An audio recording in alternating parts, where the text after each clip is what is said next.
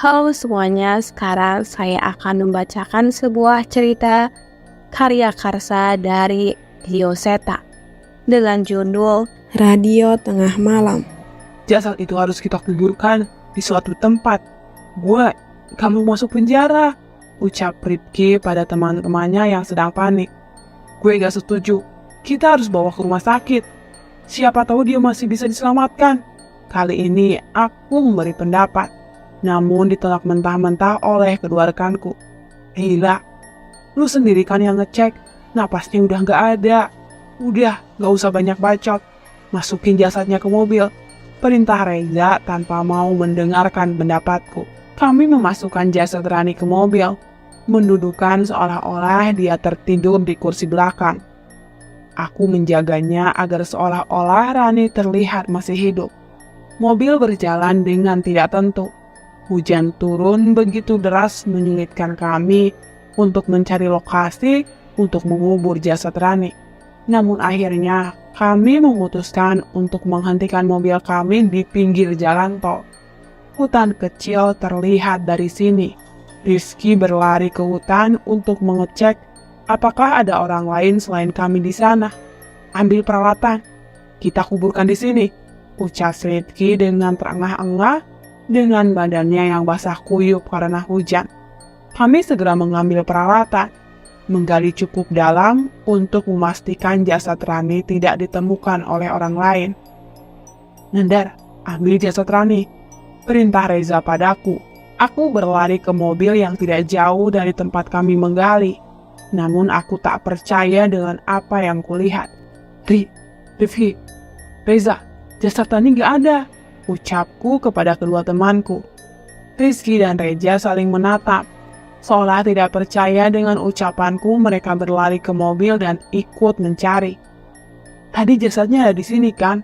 Kita semua tahu itu. Atau jangan-jangan ada orang lain selain kita di sini? Tanya Rifki dengan cemas. Cari. Harus ketemu. Nyawa kita taruhannya, ucap Reza dengan emosi. Wajar saja Reza yang paling panik, karena dialah yang mendorong Rani pacarnya dari balkon villa yang kami sewa.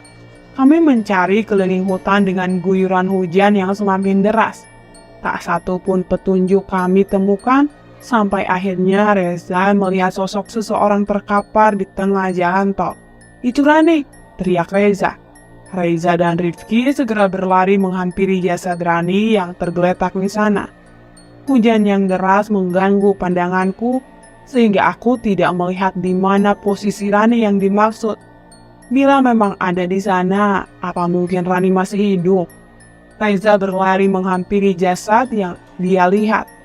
Rifki menemaninya bersiap membopong jasad pucat dengan tubuh basah dan darah yang masih belum kering.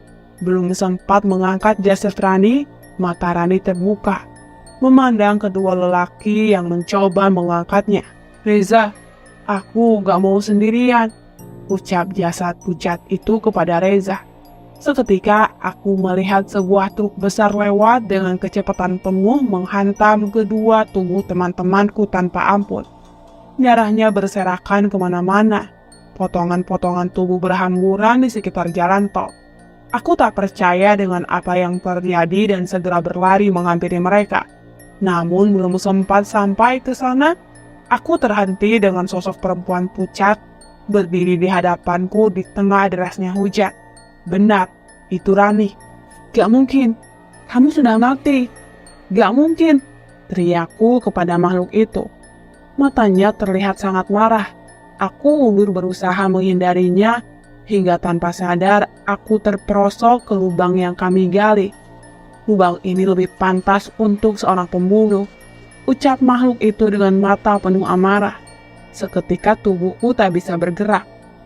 Aku berusaha berteriak, namun derasnya hujan menyamarkan suaraku. Tumpukan tanah mulai berjatuhan menutupi tubuhku. Aku tidak bisa berbuat apa-apa, hanya tangisan dan teriakanku yang pasti tidak akan didengarkan oleh siapapun. Tolong, maafkan aku Rani, teriakku sekuat tenaga. Namun tumpukan tanah itu tetap jatuh ke atasku. Tolong. Oke, itu cerita yang luar biasa yang dikirimkan oleh Mas Nandar. narasumber setia kita yang ceritanya gak pernah membuat kita merinding. Sekarang sudah lewat tengah malam, saatnya kita undur diri. Terima kasih yang sudah mendengarkan Radio Tengah Malam. Saya Ardian pamit undur diri. Aku melepas handphoneku, suara tepuk tangan dari teman-temanku terdengar dari luar ruangan.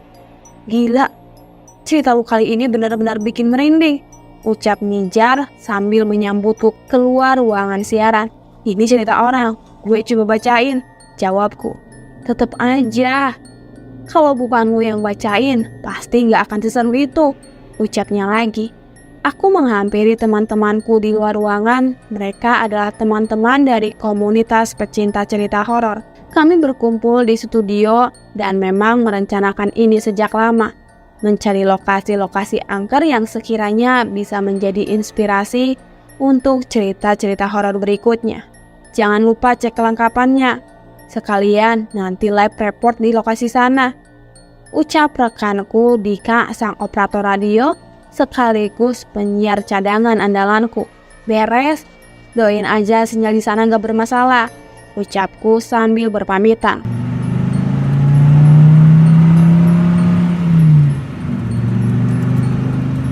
Kami berempat masuk mobil dan berangkat menuju kota tujuan kami di Jawa Tengah.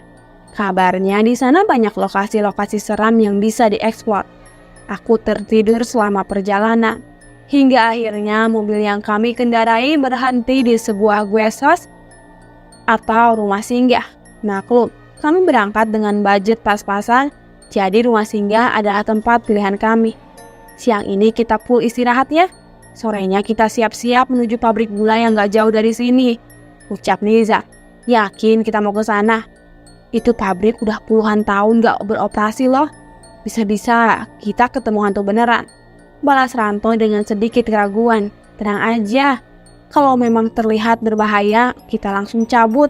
Toh kita cuma nyari cerita seramnya, bukan nyari hantunya, ucap Dindi meyakinkan Ranto. Aku menyelesaikan check-in di resepsionis dan menuju ke arah kamar. Terlihat seorang pegawai menawarkanku untuk membantu membawakan tas kami. Karena ternyata letak kamar kami cukup jauh ke belakang rumah. Kami beristirahat seperlunya, mempersiapkan diri dan berkumpul di lobi. Nizar kembali menyetir dan Didi sebagai pencari informasi yang menuju lokasi di mana pabrik gula yang dimaksud itu. Menjelang maghrib, mobil kami mulai memasuki lokasi yang menyerupai hutan. Namun terlihat jalur mobil masih dapat dilintasi di tempat ini. Tak lama sebuah bangunan tua terlihat dari kejauhan. Pabrik gula besar yang masih terlihat kokoh namun juga sudah dipenuhi oleh tanaman merambat. Suasana angker sangat terasa di tempat ini. Langit senja yang memerah menyempurnakan suasana misterius bangunan tersebut. Kita mulai dari mana? Tanyaku pada Niza. Kalau pintu depan tidak terkunci, kita masuk dari pintu depan saja, ucap Niza. Ranto berinisiatif berjalan menuju pintu depan untuk memeriksa. Ilalang-ilalang cukup tinggi menyulitkan langkah kami. Terlihat beberapa pohon pisang berdiri subur di dekat pintu masuk pabrik gula ini. Bisa, pintunya gak dikunci, info Ranto pada kami. Suara pintu besi terseret terdengar menggema dari pintu itu. Sebuah ruangan besar yang terisi mesin-mesin tua terlihat di hadapan kami. Tanpa sadar, hari sudah mulai gelap. Kami menyalakan senter yang sudah kami persiapkan untuk memperjelas penglihatan kami. Atap-atap yang telah rusak membiarkan cahaya bulan masuk menerangi sudut-sudut bangunan ini. Kita gak usah lama-lama ya, jelas Ranto. Iya, gue aja sekarang udah gak nyaman ada di sini, jawabku mendukung Ranto. Ruangan demi ruangan kami masuki. Hanya ruangan dengan tembok-tembok yang sudah lapuk dan mesin-mesin rongsokan yang terlihat. Kurasa ini cukup untuk bahan dokumentasi dari materi live report nanti. Semua tidak ada yang aneh sampai akhirnya kami sampai di sebuah ruangan besar dengan pintu kayu yang terlihat cukup reot. Kami masuk ke dalam. Terlihat hiasan-hiasan kayu berbentuk topeng dan patung tertata di sini. Dan yang mencurigakan, terlihat sebuah daun pisang yang diisi dengan bunga-bunga. Sepasang dupa dan kemenyan terlihat masih menyala di sana. Itu sesajen. Apa ada orang lain selain kita di sini? Tanyaku pada Niza. Niza tidak menjawab. Terlihat dia juga tidak nyaman dengan yang kami lihat. Kui jatahku. Mendadak Didi berkata dengan bahasa Jawa dengan suara yang tidak aku kenali. Matanya melotot dengan seringai yang aneh di wajahnya. Aku panik melihat tingkah Didi. Di, jangan bercanda Di, gak lucu, teriak Niza. Sontak terdengar suara besi terbanting dengan keras. Aku menduga itu adalah suara pintu depan tempat kami masuk. Ranto pintunya, ucap Niza dengan memberi isyarat pada Ranto.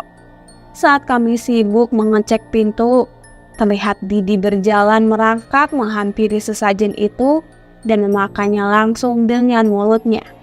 Aku berlari menghampiri Didi dan mencoba menghentikannya. Namun entah tenaganya begitu kuat sehingga tenagaku tak mampu menahannya. Ih, sarate uwis tak tompo. Saiki sopo sing ngarep duluan. Syarat sudah aku terima. Sekarang siapa yang mau duluan? Ucap makhluk yang merasuki tubuh Didi. Kami menyadari akan adanya bahaya dan mencoba keluar dari ruangan. Namun belum sempat aku lari, terlihat Ranto terjatuh seolah ada yang menarik kakinya. Aku menangkap tangan Ranto, namun sesuatu menarik kaki Ranto dengan cepat hingga ia terseret entah kemana. Ranto, teriakku sambil mencoba mengejarnya, namun Nizar menahan. Kabur Adrian, kita cari bantuan, perintah Nizar.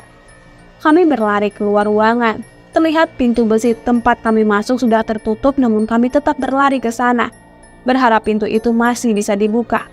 Ternyata kami salah. Sesuatu menahan pintu itu untuk terbuka. Aku mencoba mengambil telepon selulerku dan menghubungi nomor emergensi. Namun tak ada tanda-tanda teleponku akan tersambung. Aku mencoba menelpon Dika hingga teman-teman yang mungkin bisa menolong, namun tidak ada satupun yang terhubung. Nizar terus menggedor pintu dan meminta pertolongan.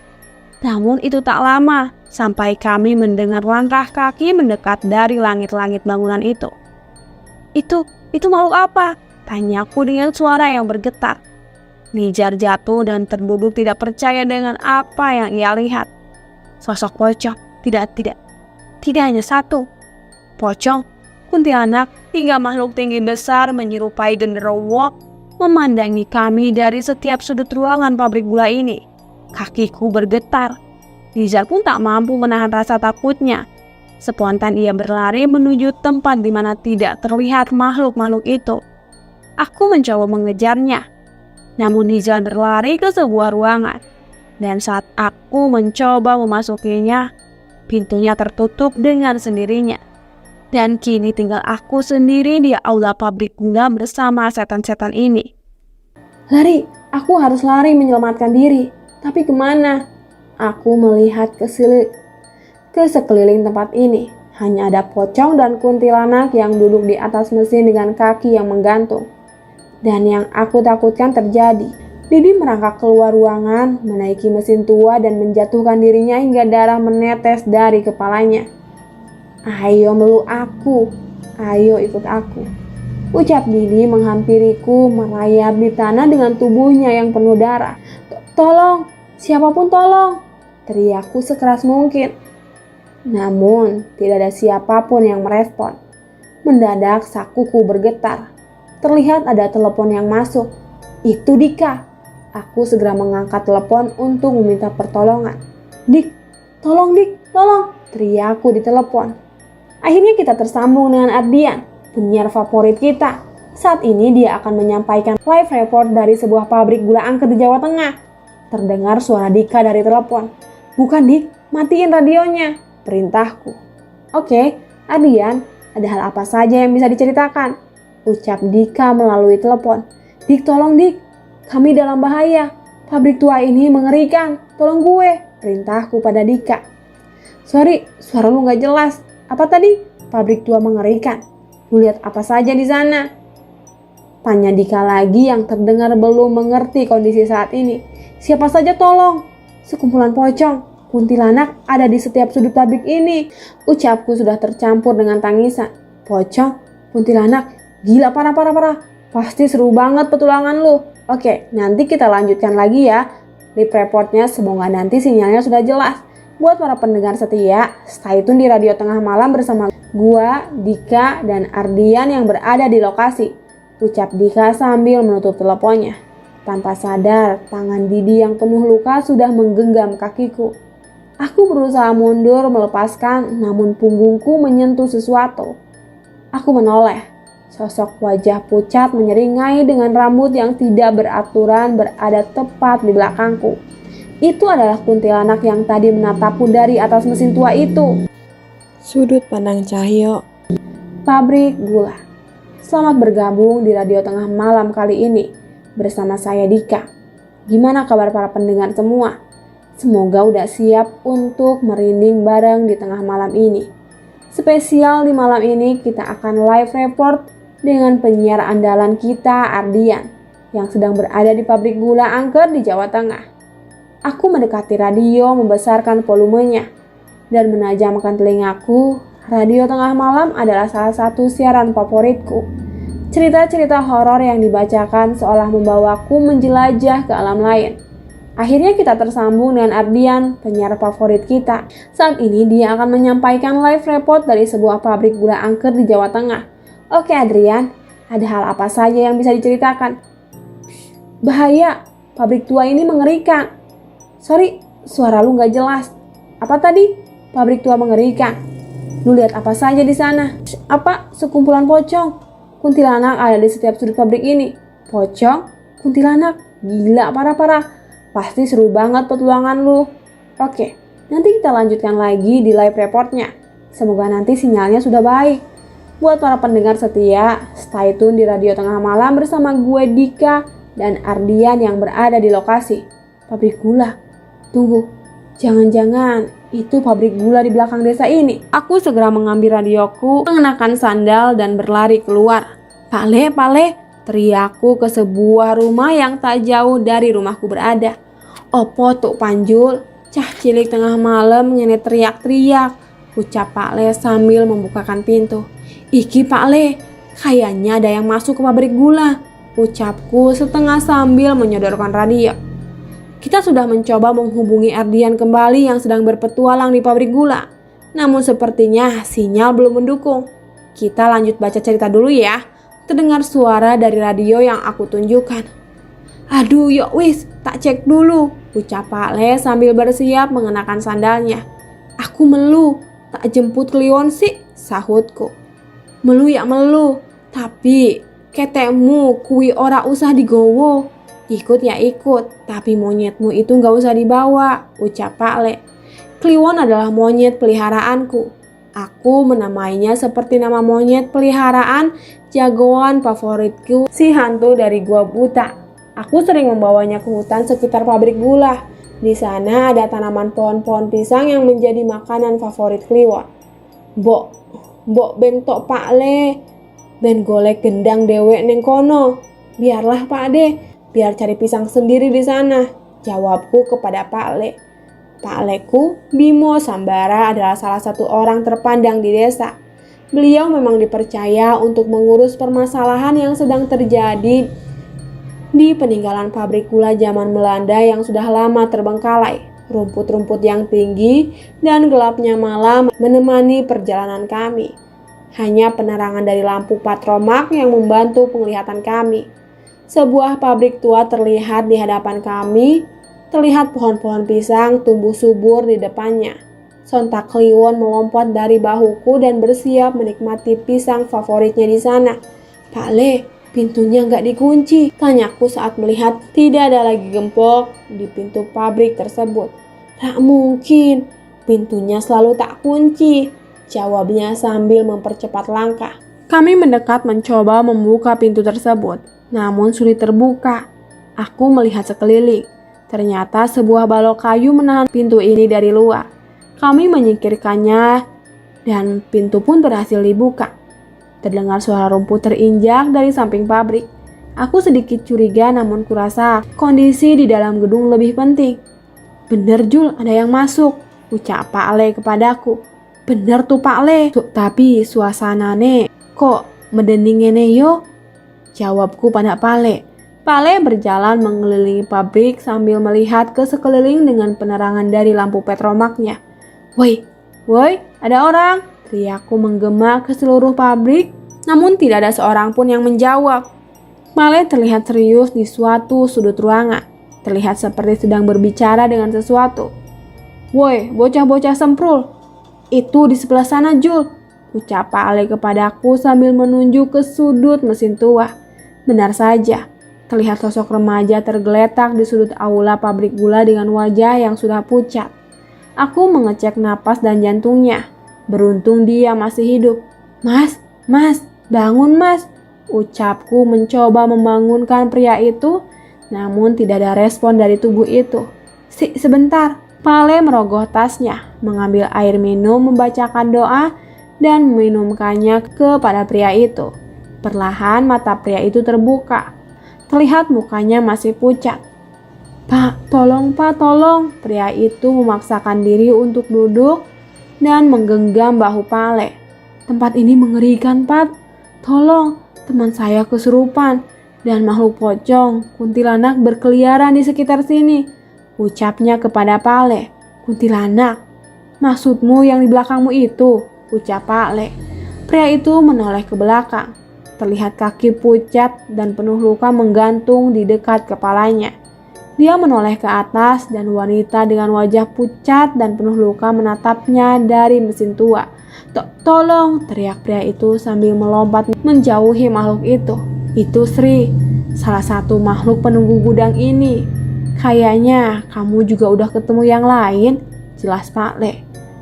Iya, itu Pak, makhluk yang nyerang saya, teriak lagi sambil menunjuk pada kuntilanak itu. Nyerang gundulmu? Justru makhluk yang kamu bawa yang bikin perkara di sini. Kalau nggak ada Sri, mungkin kamu udah dibawa sama temanmu yang kesurupan itu, ucap Pak Le memarahi pria itu. Pria itu terheran mencoba mencerna ucapan Pak Le. Udah, tenang dulu. Kalian berapa orang kesini? Tanya Pak Le. Berempat, Pak. Siapa namamu? Tanya Pak Le lagi. Saya Ardian, yang kesurupan namanya Didi. Tolong cari mereka, Pak. Tolong, jawabnya. Saya Bimo, dan bocah ini Cahyo. Tapi panggil aja Panjul, ucap Pak Le sambil meledekku. Pak Le ki, pancen asem. Ojo ngeledek to. Mas Ardian ki idolaku, penyiar radio. Protesku ke Pak Le. Pak Le tertawa berharap menghilangkan ketegangan. Wis, ayo kita cari. Itu si Kliwon suruh kerja. Jangan cuma makan gratis, ucapnya padaku. Aku membuat simpul dari jariku dan menyulkan suara yang cukup keras untuk memanggil Kliwon. Monyet kecil itu masuk lewat jendela dan menghampiriku. Kolekono kanca-kancane masih. Nek ketemu kabari. Cari teman-teman masnya ya. Kalau ketemu kabarin, perintahku pada Kliwon. Kliwon melompat lagi dari bahuku dan mulai mengelilingi ruangan-ruangan pabrik gula. Kami mulai berjalan menyisiri ruangan demi ruangan. Pak Le, tadi maksudnya makhluk yang kami bawa itu apa? Tanya Mas Ardian. Kalian gak sadar, ada salah satu dari kalian yang membawa makhluk dari luar. Dan sepertinya makhluk ini cukup berbahaya, sehingga seluruh penunggu pabrik ini keluar semua. Jelasnya pada Mas Ardian. Maksud Pak Le, pocong. Kuntilanak itu tidak bermaksud menyakiti, tapi kami tidak membawa makhluk apapun. Setidaknya tidak ada niat dari kami, tanya Mas Ardian lagi. Selama kalian tidak mengganggu, penunggu di sini tidak akan berbuat jahat. Paling cuma iseng, sahut Pak Le. Gini aja, di ruangan mana terjadinya masalah ini? Lanjut Pak Le. Ruangan itu Pak, jawab Mas Ardian sambil menunjuk ke ruangan dengan pintu kayu yang sudah reot. Pak Le memasuki ruangan itu dan melihat sesajen yang sudah berantakan. Kalian yang memasang sesajen ini? Tanya Pak Le dengan wajah yang mendadak serius. Bukan Pak Le, jawab Mas Ardian. Jul, hati-hati, sepertinya ada yang berniat jahat, ucap Pak Le kepadaku. Aku mengerti yang dimaksud. Sarung yang kugunakan untuk melindungiku dari hawa dingin, kini kuikatkan di pinggang. Endi mangsaku, Terdengar suara mengerikan dari balik pintu kayu. Terlihat sosok manusia dengan badan yang penuh luka, berjalan merangkak memasuki ruangan. Itu Didi, tolong Pak, ucap Mas Ardian sambil mundur mendekatiku. Belum sempat merespon, makhluk yang dipanggil dengan nama Didi itu melompat ke arah Mas Ardian, menerkamnya dan mencoba menggigit wajahnya. Pale membacakan doa dengan suara yang cukup keras. Aku mencoba menarik Mas Ardian dari cengkraman Mas Didi. Terlihat makhluk di dalam tubuh Mas Didi meronta-ronta dan mencoba keluar dari tubuh manusia itu.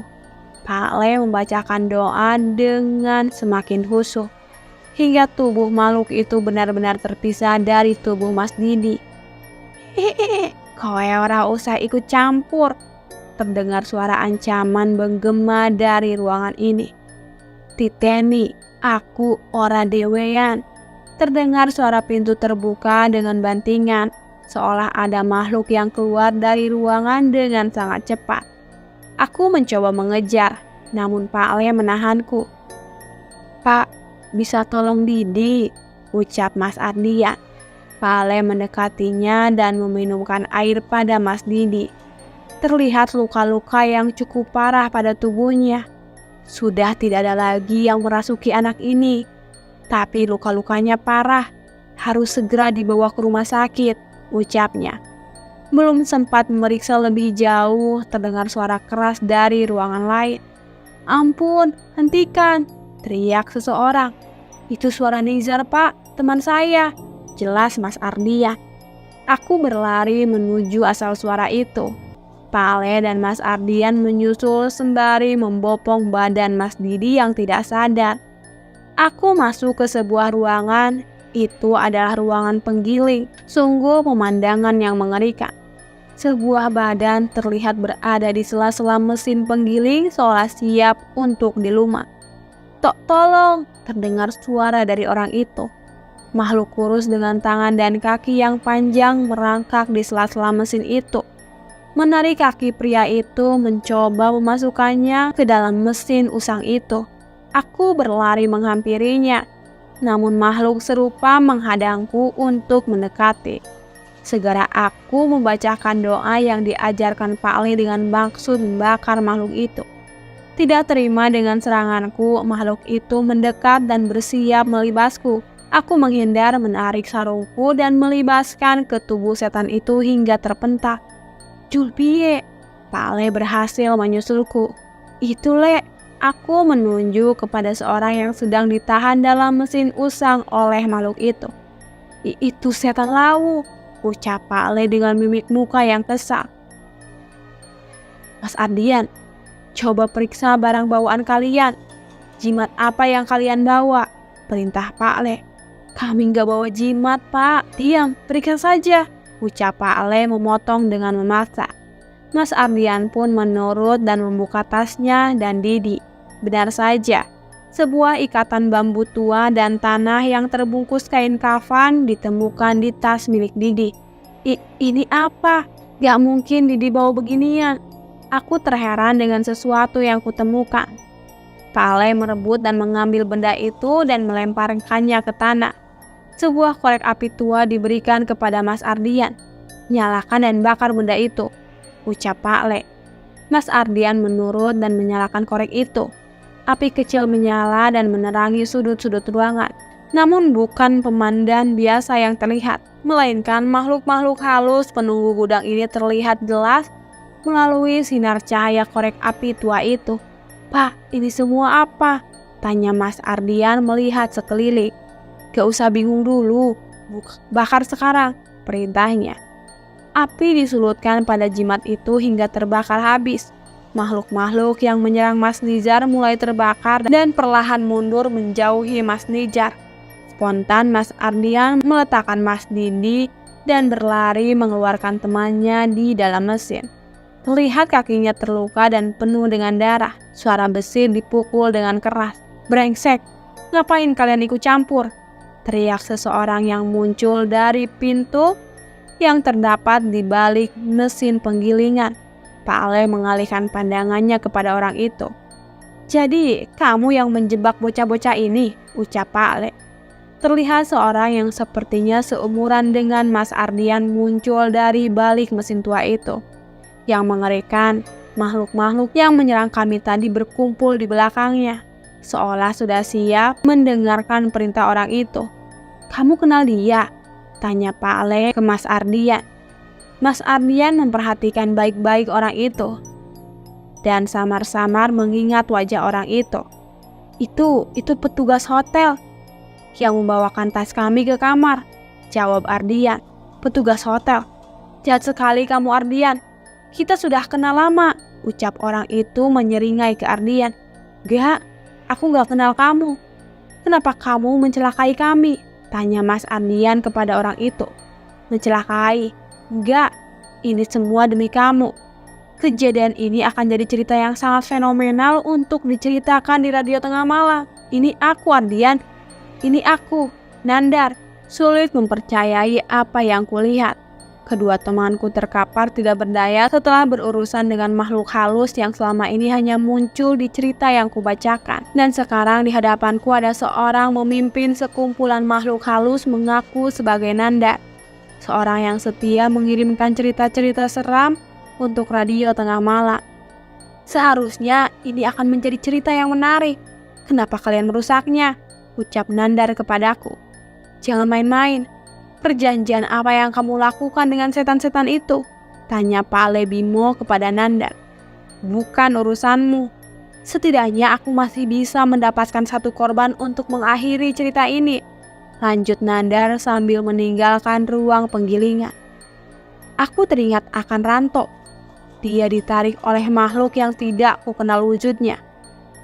Ranto Pak Ale, masih ada satu temanku yang belum ketemu, teriakku pada Pak Ale. Jul, cari duluan. Kalau ketemu panggil saya, perintah Pak Ale pada rekan kecilnya itu sambil membantu menghampiri Nizar. Beliau membacakan doa pada sebotol air lagi dan meminumkannya pada Nizar. Terlihat wajah Nizar tidak lagi pucat dan terlihat sedikit tenang. Bisa jaga temanmu ini. Saya dan Mas Ardian harus mencari temanmu yang satu lagi, tanya Pak Ale kepada Nizar. Tapi Pak, kalau setan itu datang lagi, tanya Nizar dengan ragu. Gak usah takut, ada mereka yang menjaga agar makhluk itu tidak mendekati ruangan ini, jelas Pak Ale. Mereka itu siapa? Tanya Nizar lagi. Mas Ardian, nyalain korek itu, perintah Pak Ale kepadaku. Aku mengangkat kembali korek api yang masih menggenggam di tanganku dan menyalakannya sekali lagi. Kilatan api menyala kecil, namun cahayanya cukup untuk menerangi seisi ruangan dan samar-samar terlihat sosok-sosok makhluk halus di ruangan ini. Mereka adalah makhluk yang kami lihat di dekat pintu masuk tadi. Aku merinding.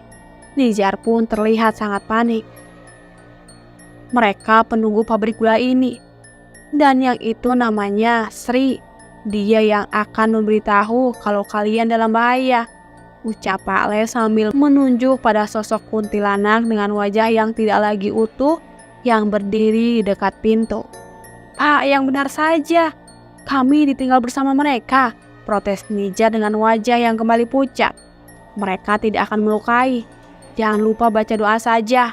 Mohon perlindungan dari Tuhan, itu akan menjagamu dari niat-niat buruk, ucap Pak Le yang bersiap berdiri menyusul Panjul. Ketika api dari korek itu mati, tidak ada lagi sosok makhluk halus yang terlihat di ruangan itu. Ruangan demi ruangan kami masuki. Tidak ada tanda-tanda keberadaan Ranto. Kami terus mencari bahkan sampai ke sudut-sudut mesin. Pak, itu Dek Panjul pergi sendirian apa tidak bahaya? Tanyaku pada Pak Le. Tenang, walau masih kecil, dia nggak bisa diremehkan. Di belakangnya ada makhluk pelindung yang sangat kuat, cerita Pak Le kepadaku. Aku mengangguk, namun cerita mereka tetap saja tidak rasional di kepalaku. Pak Le, di sini, di luar, terdengar teriakan menggema di aula. Itu suara Panjul. Kami segera berlari ke arah pintu menghampiri bocah itu. Suara gerimis terdengar ketika kami mendekati halaman pabrik. Itu di sana, teriak Panjul. Kami tidak melihat seorang pun di sana, hanya tanah kosong, pepohonan dan seekor kera di bawah pohon pisang. Itu Le, di bawah Kliwon. Terlihat seonggok tanah seperti bekas mengubur sesuatu. Kera itu terlihat menggali sedikit demi sedikit hingga mulai terlihat wajah manusia di sana. Itu Ranto, dikubur hidup-hidup, tanyaku. Belum terlambat Mas, dari tadi Kliwon udah jagain di situ. Ngejaga biar masih bisa bernapas, jelas Panjul kepadaku. Kami segera berlari untuk menolong Ranto. Namun sosok makhluk kurus dengan tangan dan kaki yang panjang menghadang kami. Kamu tolong temanmu, makhluk ini biar kami yang urus, perintah Pak Ale kepadaku. Aku berlari menghampiri Ranto. Kali ini tidak ada rasa takut. Di pikiranku nyawa Ranto yang terpenting. Aku menggali dengan tangan kosong, mengeluarkan sedikit demi sedikit bagian tubuh temanku ini. Namun yang ku khawatirkan terjadi. Dari atas pohon pisang menetes cairan hitam. Aku perlahan menoleh ke atas. Namun tak lebih dari sejengkal dari wajahku, muncul wajah penuh belatung dengan rambut yang rontok bergelantung terbalik menatapku. Belatung yang muncul dari rongga wajahnya terjatuh ke arahku. Aku menoleh ke arah Pak Le, namun terlihat dia masih sibuk dengan setan yang menghadang kami. Setan itu terjatuh dari atas pohon. Kali ini terlihat telapak tangannya yang sangat besar dengan cakar-cakar yang panjang. Aku merangkak mundur mencoba menjauhi makhluk-makhluk itu. Namun setan itu cukup cepat mencoba meraihku dengan cakarnya. Kliwon, teriak Panjul seolah memberi perintah. Monyet kecil itu berlari ke arahku, melompat ke perutku seolah mencoba melindungiku. Cakaran besar makhluk itu mencoba menyerang. Namun samar-samar terlihat bayangan monyet besar dari tubuh Kliwon menghajar dengan keras setan itu hingga mundur berlari ke arah hutan. Aku menoleh ke arah Ranto. Tubuhnya sudah keluar dari timbunan tanah. Rasa emosiku membakarku. Tak pernah kubayangkan semua ini berasal dari seseorang yang kukenal. Nandar, keluar kamu. Selesaikan urusan kita sekarang, teriakku di tengah gelapnya malam. Keluar kamu. Pak Ale dan Panjul menoleh. Cukup heran dengan apa yang aku lakukan. Sosok manusia keluar dari dalam hutan. Terlihat dia menyaksikan semua yang terjadi dari dalam sana. Ardian, kamu ingat cerita ritual pemanggilan setan di Gunung Lawu yang kamu ceritakan? Ucap Nandar. Ini hasilnya. Sekumpulan makhluk halus berkumpul di sekitar Nandar. Kamu gila. Berapa banyak tumbal yang kamu habisi? Tanya Pak Le. Banyak? Terlalu banyak. Semua nama yang mati sudah kukirimkan padamu. Ucap Nandar memandangku. Aku mencoba mengingat semua cerita yang dikirimkan oleh Nandar. Hampir semua tokoh utama diceritakannya mati mengenaskan. Mungkin itu yang dimaksud. Sudah, cukup hentikan semua ini, ucapku pada Nandar. Tidak bisa, harus ada bayaran atas semua ini, yaitu nyawa kalian, ucapnya. Pak Le Bimo menghampiriku. Terlihat Kliwon dan Panjul berada di sampingnya. Tidak ada dari kami yang akan jadi korban ilmumu, ucapnya sambil mulai membacakan doa. Terlihat wajah putus asa di wajah Nanda. Dia tahu makhluk-makhluk pengikutnya tidak akan bisa mengalahkan kemampuan kedua orang hebat ini. Wajah Nandar terlihat mulai pucat. Air mata mulai menetes di matanya. Baiklah, kalau bukan kalian tumbalnya, berarti sekarang giliranku, ucapnya dengan isak tangis. Aku tidak mengerti dengan apa yang dimaksud, namun aku melihat Pak Ale berlari ke arahnya. Namun belum sempat meraihnya, puluhan makhluk halus yang tadi menyerang kami mengerubuti Nandar, menarik kedua tangannya mencabik-cabik tubuhnya. Ardian, kamu akan ceritakan ini di radiomu kan? Ucapnya lagi memaksa berbicara. Terlihat makhluk hitam yang tadi merasuki tubuh Nindi meraih wajah Nandar, mengeluarkan kedua mata dari tempatnya. Terdengar teriakan putus asa yang menghilang bersama dengan tubuhnya yang berserakan. Aku merenung. Apakah semua ini karena perbuatanku? Mas, ora usah dipikirin. Itu salahnya sendiri, ucap Panjul kepadaku. Malam ini terasa sangat panjang. Kami menghampiri Nizar dan Didi dan membawanya ke kampung. Di pagi hari, warga kampung berkumpul menghampiri kami. Tak sedikit yang memarahi kami atas perbuatan kami. 3 hari berlalu, Didi, Nizar, Ranto sudah hampir pulih dari luka-lukanya. Dika datang menjemput kami dan meminta maaf atas kesalahpahaman di siaran radio. Aku tak mempermasalahkannya. Jelas itu bukan salahnya. Pak Le, terima kasih banyak atas bantuannya. Saya berhutang banyak sama Pak Le. Sama kamu juga, Dek, ucapku pada Pak Le dan Panjul. Benar, Pak. Warga desa juga sudah mau membantu mengobati kami, tambah Nizar. Pak Le tersenyum dan terlihat Panjul mengambil sesuatu dari dalam rumahnya. Mas Ardian, tanda tangani radioku dong buat kenang-kenangan, ucap bocah itu sambil menyodorkan radionya. Ya ampun Pak Jul, kamu itu udah nyelamatin nyawaku. Harusnya aku yang minta tanda tangan kamu, jawabku padanya. Lagian setelah kejadian ini, kayaknya saya mau berhenti dari radio tengah malam. Nah Ardian, gak usah menyalahkan diri atas kejadian semalam. Jangan kira hanya Nandar yang terinspirasi dari radio tengah malam. Ini si Panjul juga salah satunya. Hanya saja Nandar memilih jalur yang salah, ucap Pak Ale. Aku mengambil radio yang dibawa si Panjul dan menandatanganinya. Ini, aku tulis nomor HP-ku juga. Kamu bisa hubungi aku kapan saja. Anggap saja aku kakakmu sendiri, ucapku padanya. Matur suwun Mas Ardian, balasnya dengan senang. Kalian sering-seringlah main ke tempat ini. Saya berencana menjual sawah dan mencoba mengoperasikan pabrik gula itu lagi. Datanglah kalau tempat ini sudah tidak angker lagi, cerita Pale. Siap Pak, setiap ke kota ini kami pasti akan mampir, ucap Didi kepada Pale. Kami pun pamit dan meninggalkan desa ini. Terlihat sosok pabrik tua yang terlihat megah di siang hari. Tidak akan terbayang apa yang terlihat dari sana saat hari sudah mulai malam, kecuali kalian merasakannya sendiri. Epilog. Beberapa minggu berlalu setelah kejadian di pabrik gula. Aku mencoba kembali ke ruangan siaran. Walaupun cukup ragu, aku memutuskan kembali memulai siaran. Namun kali ini aku akan memilih-milih cerita. Terutama, aku tidak akan memilih cerita yang berbau ilmu hitam. Gimana bro? Udah siap tempur lagi? Ucap Dika sambil menepuk punggungku. Kita coba tapping ya. Kita mulai dari cerita yang ringan dulu, balasku. Ya udah, sana panasin dulu, lanjut Dika. Aku memasuki ruangan mencoba melihat sekeliling ruangan. Tampaknya aku memang rindu ruangan ini. Aku menyetel posisi mic dan menyiapkan naskahku. Namun sebelum dimulai, mendadak lampu ruangan mati. Disusul dengan komputer di hadapanku. Dika, mati lampu, tanyaku pada Dika. Sebentar, gue cek dulu, teriaknya dari luar. Aku mencoba merogoh tasku mencari handphone atau apapun yang bisa membantu menerangi ruangan ini. Namun saat siaran, handphone selalu kutinggalkan di luar karena mengganggu frekuensi suara. Yang kutemukan adalah sebuah korek tua yang dulu dipinjamkan oleh Pak Ale Bimo saat di pabrik tua. Aku sedikit ragu menyalakannya. Namun suasana gelap sudah berhasil membuatku cukup gelisah. Percikan api muncul dari pematik yang kuputar. Api pun menyala.